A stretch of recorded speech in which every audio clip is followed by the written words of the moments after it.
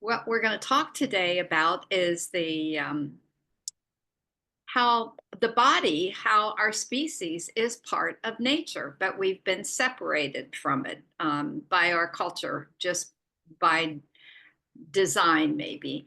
Today, let's see here's Carol back again, Yes, Carol here we Roberts, are. and myself, Linda Sechrist. So we enjoy these conversations. It's a deep dive into something that interests us, and we hope it'll interest you. And that's the whole idea. So we want feedback. We're going to provide a way to give feedback pretty soon. But right now, we don't know how to do that. So let's just dive in and do our thing and let the techies figure it out later. Yes. Well, what we've chosen is really part of the new story that physics is telling, but it's not making it into the mainstream. So I can say for myself that until I started writing for Natural Awakenings and doing all my interviews and reading all the books that I read, I've got a library of them. I never thought of us as part of nature. I mean, it was out there, but I didn't think about being part of it. And now I do. And I think to myself, how did I overlook that? Well, this is how we learn, we learn one aha moment at a time. And the aha came for me when I was in high school. I must have been senior, maybe because I had a driver's license. And I lived in a suburb and we had shrubs around the house and an apple tree in the backyard and grass, so it was, very natural. But I got very down one day and I just felt the need to be in a forest or on the beach or somewhere where nature was overwhelmingly around me. And I don't know why, but that feeling has not gone away. It's much less now. But I got in the car and I drove east, excuse me. I was in Long Island and I drove until I found an arboretum. And the arboretum is like a tree zoo or museum or something. It's wonderful. It was exactly what I needed. It wasn't totally natural, but nature had a power that it doesn't exert in our daily lives. And so it was a wake up for me. And now I feel it every time I need to go and lie down in the sun. Oh, okay. For me, it's the trees. It's always been the trees and it just made something pop into my mind that I'd forgotten. When I was a kid, I was probably like maybe 10 or 11 years old, and I lived in the country. So there was lots of cornfields, lots of trees, but there was a grove of pine trees that were down the road from me where I used to ride my bicycle. And I loved the sound of those trees when the wind blew.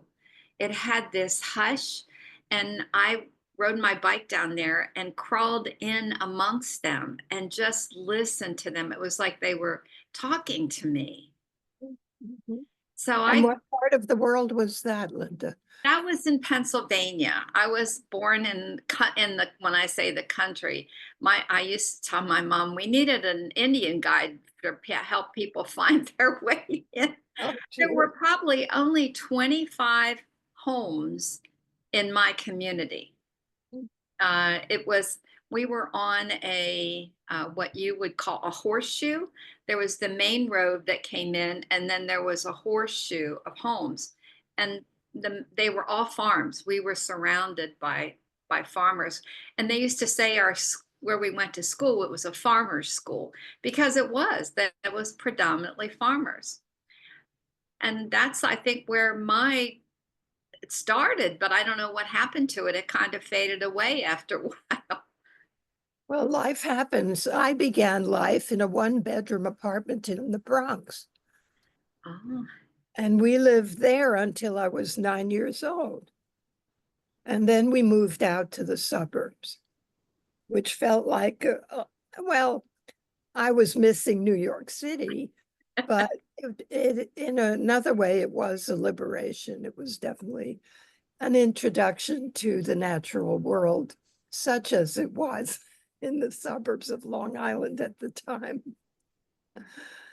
Well, So, don't you think that from moving from the country to moving a to a city, so to speak, it's like that's designed. The city is not wild. There's, I think probably Central Park might be the closest to wild that New York City gets.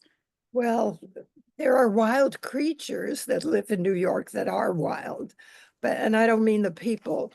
There are Really? also animals, rodents especially, Okay. do very well. There's a hawk, or famous hawk, who recently passed away, who lived on Central Park South, I believe.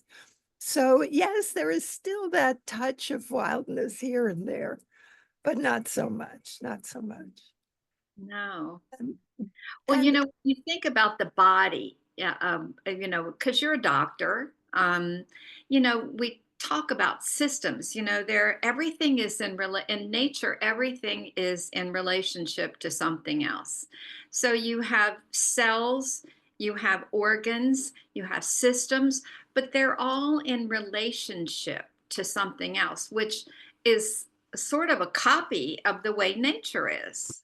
right, and we are deeply embedded in nature. But we think these walls separate us, these little thin walls. And of course, we see how vulnerable and weak they are. They can't protect us from nature when nature is at her most furious, which happens more and more. And so, really, we need a relationship that's healthy with nature.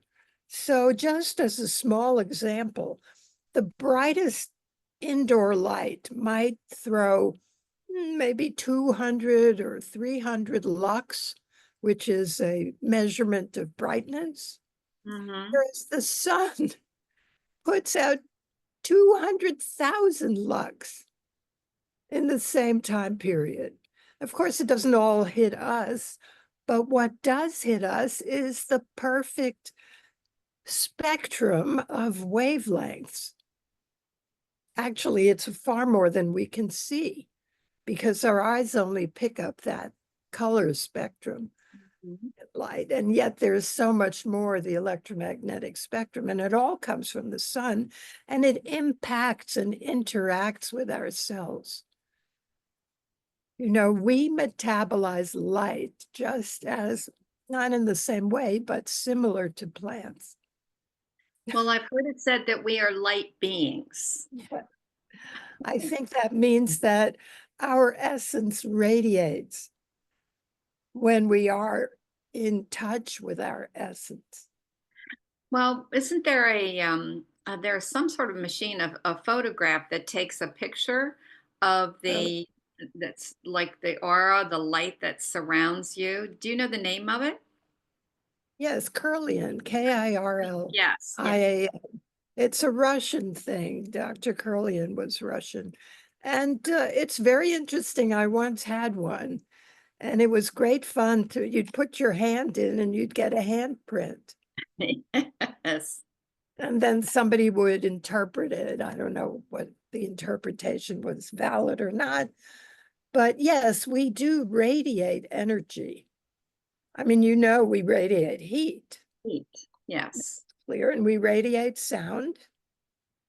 We also radiate light at a very low intensity.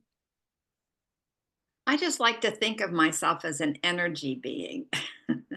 Because that's really what each one of us is. It's just energy.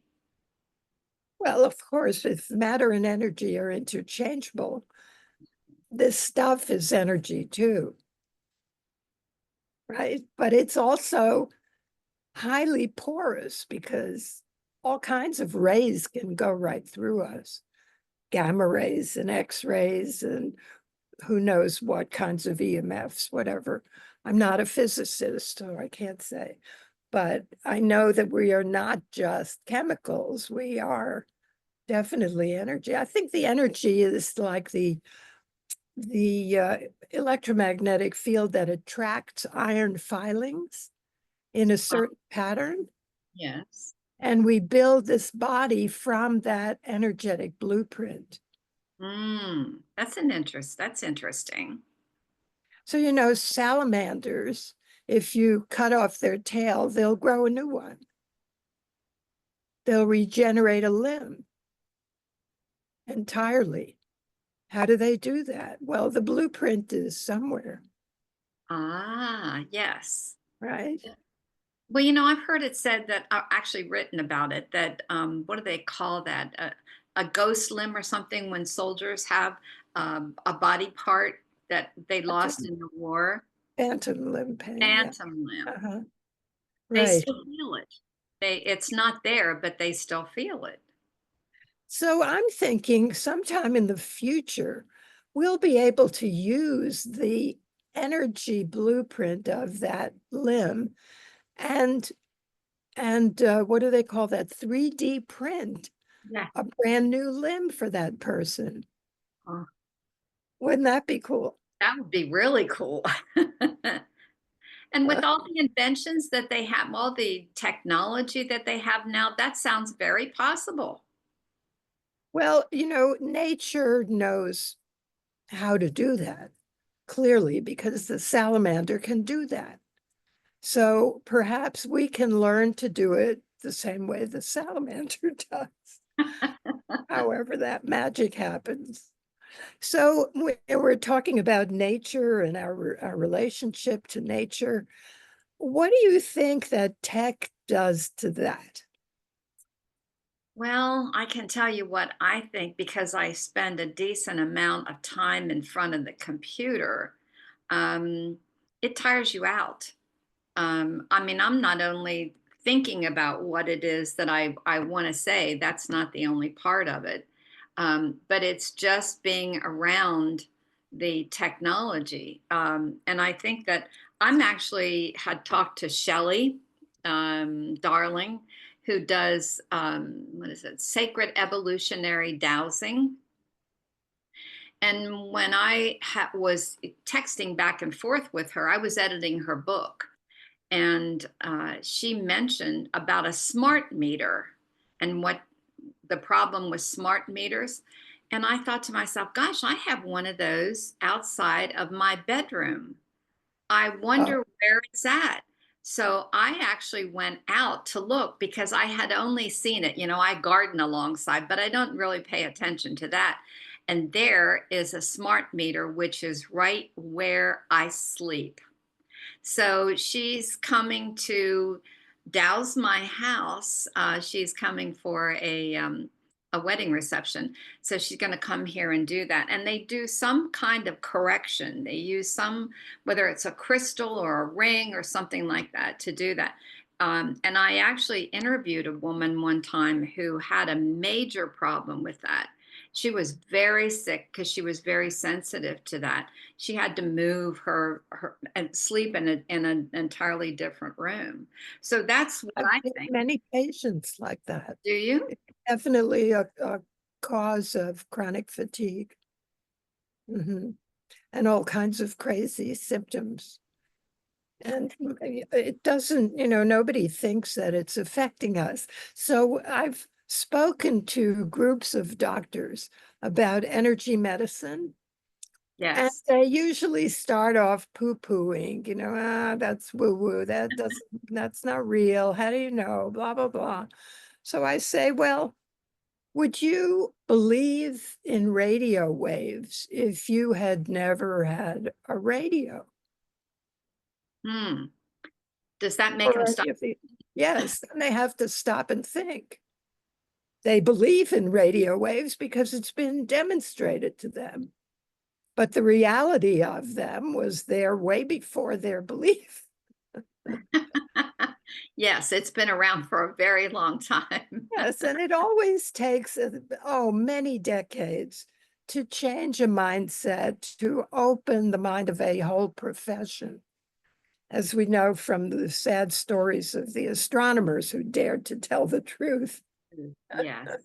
Those sad lies. I read, I don't remember, I was doing research for an article that I was writing, and I came upon this fact that it takes 17 years once they discover something to actually make that information into the field that it is concerning.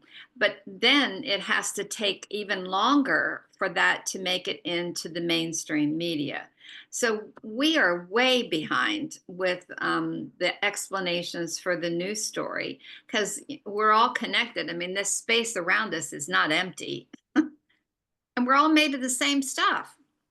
But this is what we're doing now, and this is why we're doing it, Yeah. is to bring these ideas into the field and have everyone who chooses to drink from them do so. And that ideas are little creative sparks, and they set off a fire in your head, in your body, in your life. So, all we can do is spread the sparks and the little homilies that we've come up with and tell our own stories and hope that somebody gets benefit from them. Well, So you were making the analogy from cells to organs mm, to organism and then to societies or tribes, societies, whatever you want to call them. And then we group ourselves into artificial tribes like nations and races and things. We're always making distinctions. But what we need to see now is that the earth is an organism, and we are so much a part of that. We're the thinking part of that organism. We're the self-reflective part. So it's wonderful that we have all these fellow species that all do their part to create the earth from mycelia, to all the plant world, to the animals, and to us. I'm not sure we're the highest, but we're in evolution too. And so the bigger we see the picture, the better we can do our part. yes. So the picture of nature is from single to multiple to single to multiple and then again to single. So we are about to learn that we are a single organism, part of the earth, and how to manage that and what perks come with that, like telepathy and distant knowings and things that we think are impossible that actually happen, that have been documented, that have been studied by the US military. Remote viewing, are you talking about? Yes, remote viewing, thank you. And trans-species communications and all the fun stuff that is yet to come. So I see that as part of the news story. It is. And on Friday, Sharon Joy, we had a Connection Partners gathering, and it was What is Consciousness? And Shelley had a guest who was an indigenous person, a member of a tribe in Maine. And honest to God, it was incredible when this man spoke. It, it was like something having been transported because he spoke the language of the land. He spoke that it was like something that went very deep. You could tell that he was connected to the land. And the indigenous people never have lost their traditions. They've kept their language despite the awful things that we've done to them. And so I think that they're probably the only way that we can really learn to connect with the land. Do you think? I think we're very fortunate to have them, and we really need to learn from them. And I think they are very generous in sharing their knowledge and not being resentful. Resentful. I mean, but that's part of the learning, is that whatever's happened to you, you still have the obligation to serve the higher good. So in teaching us, the conquerors, the conquistadores, they are remedying a type of cancer. And Um, we have to be willing to give up the cancerous part and become students and learn how to live with nature and in respect of all beings, all beings. And the stone people, the plant people, the creepy crawlies, the the tree. winged, the finned, the furred. That's part of the sacred space invocation. For your It, shamanism. Yes. yes, the little shamanism that I dabbled in. And I deeply respect and love, and I use it whenever I can because it feels so right. It feels so honest and authentic. Instead of worrying about what color my fingernails should be, or where the couch should go, or all this superficial nonsense that means nothing. And yet, and to be so grateful that I get to hang out with my friend Linda for an hour and talk about high topics. So we have to take the moment and make Yeah. the best of it. That's Seize the moment. yeah, yes, absolutely. Which we did for the connection partners when we all got together that for in St. Augustine. You did the honoring of the north, south, east, and west then, and it was, I think it touched all of us. We were all moved, and then Carol did that wonderful chant, and that The just, Hawaiian, yes, and Hawaiian, yes. it set the stage for that whole weekend. So that brings me to another topic we could spend hours talking about, and that is the value of ritual. Yes.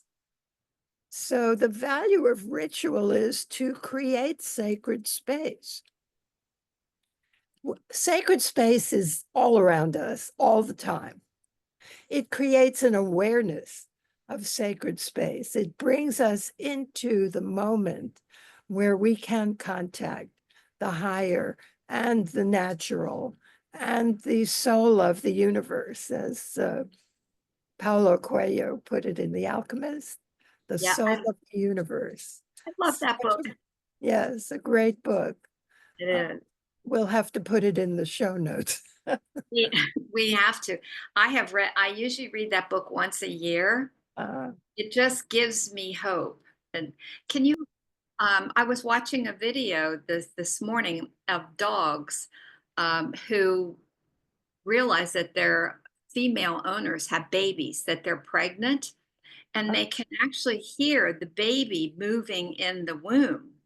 And it was so fascinating to watch that, how horses often know long before the mother does that she's pregnant. wow. That's amazing. How do they let her know Well, that by they the way know? they nudge the belly is what they're doing, and they won't leave it alone. They just keep nudging, and the dogs uh, lay their head on the womb, um, and they paw, and it's just amazing how they do that. Anyhow, back to the ritual. You were talking about sacred spaces around us all the time, Oh, but ritual sets up something. It's like maybe we're talking to the universe and the universe realizes that that's what we're doing, that we're trying to dance with it. yes, that's a very good analogy. I like that. Um, Ritual, I used to discount ritual, and people call it superstition, and particularly science geeks are down on ritual and religion.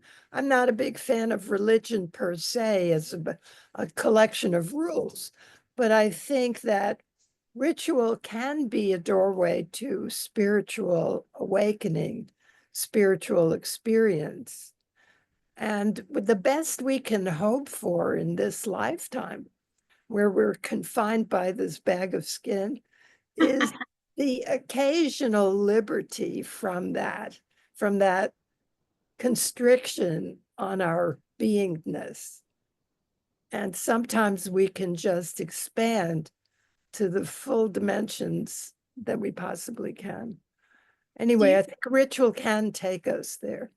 you must have used ritual in in the things that you learned for shamanism. I know you did the honoring the four directions. Did you use other ritual, or was that the only one? Well, I am just a rank beginner and a co-opter of the culture. So what I've learned, I've forgotten half of it already. But there are ceremonies that are not just words. They actually make changes in your energy field. Hmm. So there's one that in particular that I like, which I'll tell you the name in a minute when it comes to me. But you unscrew each chakra one by one by whirling a rattle or a feather over that area. And then the cork comes out, and you can put fresh divine energy into that chakra. And then you close it up again. And then you do the next one and the next one. And you can see by using a pendulum, Ah. the flow of energy is blocked at a certain place and then it's released after that. So these are more like uh, ceremonies of change. And illumination, it's called. It's an illumination where you can tap into the divine energy, which is up around your eighth chakra, ninth chakra, and beyond, and actually bring it down by intending that. Mm. And you use your body to enforce the intention, reinforce the intention, and things change. So what's not to love? It doesn't cost anything. All you have to do is believe it might work and be willing to do it, to go through it. So it's pretty interesting. And I believe that's totally natural. I think that we have powers beyond everything that we teach each other because we think we're so limited. And au contraire, we've got all the power we need. We are powerful beings that have forgotten that. Mhm. Right. As I talk to you, I remember things that But um, when I lived up in Ocala area and lived there at the ashram, um, my son-in-law and my daughter and myself, we went to, there was a doctor who had performed surgery on Amrit Desai. And this was the size ashram. it was his ashram, Oh, yes. And is so he still there? he's not, the ashram isn't there anymore. They sold that and he moved into one of the houses that was part of the property there. So I think he's now 91. Um, and he was one of the first gurus that came to the U.S. in the 60s. So he's one of the few that's left, if there's any other than him left. And he had a problem with his ankle, and he had to have surgery. So the doctor that came there wasn't a believer, wasn't not even in yoga, and so, but after coming there, he actually he became a believer. He became a believer so much that he went to Peru and began studying with the shamans. And my daughter and son-in-law and I went to cook for the shamans that he brought up from Peru for a whole weekend. We took care of the what the people ate while they were there, and we got to not participate, but at least observe. They spoke very little English. They could understand some of it, but they couldn't speak it. And so to watch their rituals and their chanting and their rattles and their fire that they had was it was very mystical. But I left, you feel like you're buoyed up, your spirit got lighter because of that. Oh, yes, yes, for sure. It's an ancient habit of humanity. We always did that. We would build a fire every night, and sometimes we would all sit around and tell stories or dance or eat or whatever we did, but it was always a communal experience. Yeah, Yes. my dog's is out the door like a shot, probably a squirrel. But, but we don't have those communal experiences anymore, except at football games Well, at church, or if people go to sports. church, there's a ritual in the Catholic Church. I mean, there's That's the there. incense, there's the lighting of the candles. It really, I don't know that people understand that that's what it is, but it is a ritual. Yes, but it's a top-down ritual. Yes. It's not a participatory ritual. There's a huge difference there. There's the man in front who's telling everybody what to think and reading from the same book, and everybody is murmuring the same words and they're all facing him. It's a patriarchal model. It is not a partnership participatory tribal model. So the rituals are there, but they're very different. Yes. So think about that for a day or two, and we'll talk about that. Yes. And there are some of them at Easter that is really, I would say, I participated in a couple of those at Easter time. And that's one of the more, how shall I say, valuable or that you can feel something. It's not just, you're not just rote doing it. And I would imagine, I keep thinking about maybe I need to do some rituals out underneath my oak tree. I have a big oak tree in the backyard. Oh, for sure, that tree is a being, and Yes, that tree deserves to be honored and acknowledged. So yes, just talk to it. I do. I have a 60-foot oak outside my window, and my son has named it, and he talks to it all the time, and he calls the area around it the God box. The God box. God box, where he talks to God and then he listens. So that's the other thing we forget to do. We don't listen to nature, to the natural world. We're making noise all the time. We've got our earbuds in there Oh, and yes. we're looking at our screens and we are not listening. So we're missing a lot. The bird song and the chattering squirrels and the chickens, and those are the sounds I hear. And then I'll hear a boat go down the river with, the loudest rock music you can imagine, and it's so offensive. It really hurts. It's not right. It's disrespectful. I didn't realize that you lived near the river. Oh, I live right on the Alafaya. Uh-huh. Yeah, it's What's the name of it? The Alafaya? Alafaya. We call it the Alafai. Yeah. Never heard. It's a slow old Florida river, and I live in a brackish part, so it's tidal. The tide comes in from Tampa Bay, and then it goes out again and mixes with the water that comes down from, where does it come from?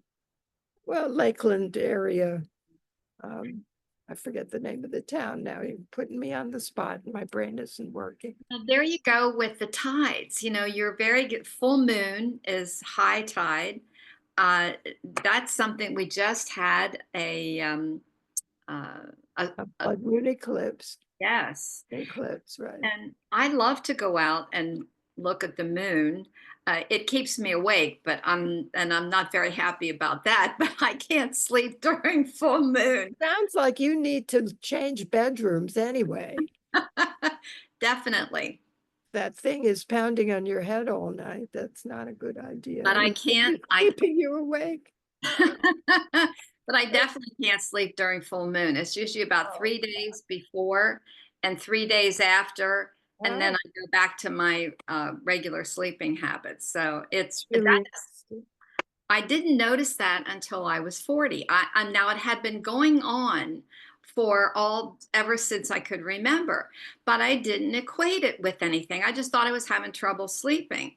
Then one night, because I was awake, I looked outside and it was almost like daylight and it was the full moon. And I went, duh, women, full moon, your moon cycle, the whole thing, it's all tied together. It's nature. Yeah, yeah.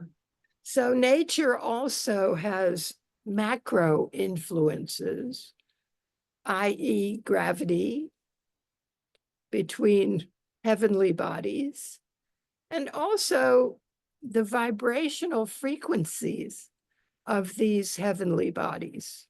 So I don't know what vibration it is. I don't know what frequency it is. We have to leave it to the engineers and the scientists to Mhm. figure that out. But it doesn't matter.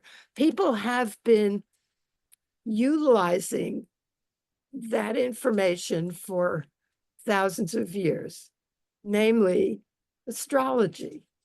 Yes. So astrology is fascinating. I'm a student of it. I love to look at it.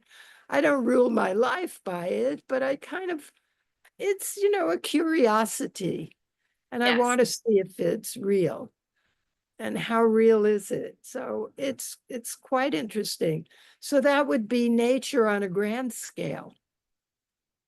And you may not believe in astrology, but surely you believe in gravity. And so, and light and the interplays and all that stuff that goes on out there. It's amazing. It's so much that we don't pay attention to that's going on around us that we're somewhat oblivious to. Um, I happen to like to listen to the bird songs. That's one of the things that I enjoy when I go out of my house. And I don't know if cardinals are if they migrate or not, but this time of the year when it's spring is usually when I hear them calling each other. I have a hawk that lives on the acre across the street from me, and I hear that them calling. I hear the doves. I mean, it's so enjoyable in the early morning to hear that symphony and of nature. It is. It's amazing. And you wonder what they're saying, but they're clearly communicating to each other. It goes back and forth. We have peacocks in the neighborhood, and Oh, they're very noisy, and they will darn. yell things to each other, like "help, help." That's what it That's sounds what it like. sounds like, anyhow. Yeah, and other sounds, different sounds. It's really, really quite amusing. So we yeah, we had some of those in Ocala in Salt Springs, and I didn't know that they were there when we first moved in. So I the first thing I hear is that help, help. and you go looking for a child or a cat in trouble. And we heard them every day. So we had bears that used to come and Oh raid well, our garbage cans. Yes, yes. oh All dear. sorts of things up there in the middle of the Ocala National Forest. That was some place that we so enjoyed living because we lived back in like an estuary. We got to watch the sandhill cranes raise one of their chicks, and Oh, they would just parade through our yard. Uh, they paid no attention to us whatsoever. Once they realized that we were there, they came almost every day. And like I said, the bears, the foxes, it So was a I great. think that, I'm sorry to, but you made me think, each animal has lessons to teach us Yes. if we are willing to take the time to observe and to listen and to look. So Aesop's fables used animals, and we can communicate with the animals too. So that would be a really nice way to reduce stress, to get in touch with nature, go out in the forest, listen, and go with no harmful intention. You're not going to pick any flowers. Maybe if there's a pine cone on the ground that the tree has donated, you could take that home. But, you're not there to disturb or to pillage. You're there to learn. And if you can, take your shoes and socks off. Yes. The ground is friendly, which often in Florida it is not. So you have to be careful. Well, there's such a thing as forest bathing. Forest bathing. That's a big thing now, is that people talk about forest bathing, and there are guides that lead people through forest. And they actually say that, I mean, I wrote an article a long time ago, so I don't remember, but the trees put off some sort of a vibe or a chemical into the air, and it's very calming and relaxing. Well, So, the chemistry of it is the terpenes. Just like in marijuana, there are terpenes in all of the plants, the aromatic plants. mhm. Pineal is one that's given off by pine trees. And they also give off negative ions, which are energizing and cleansing and help us reduce inflammation and brain fog and all those nasty things. So it is very well documented that nature heals. So And the oceans, don't the oceans give off negative vibes for people who go yeah, to the beach and sit? the oceans do, thunderstorms do, lightning Okay. storms, that smell after a thunderstorm has passed. Yes, I Fresh. love Uh, that. and the beach, of course, is my favorite. And the mountains, and any place where nature rules, where it's not, beastly hot or beastly dry or beastly cold, all those things that I'm not interested in doing, but some people are. They like a challenge, a physical challenge. So, but that's not my favorite thing. Thank you.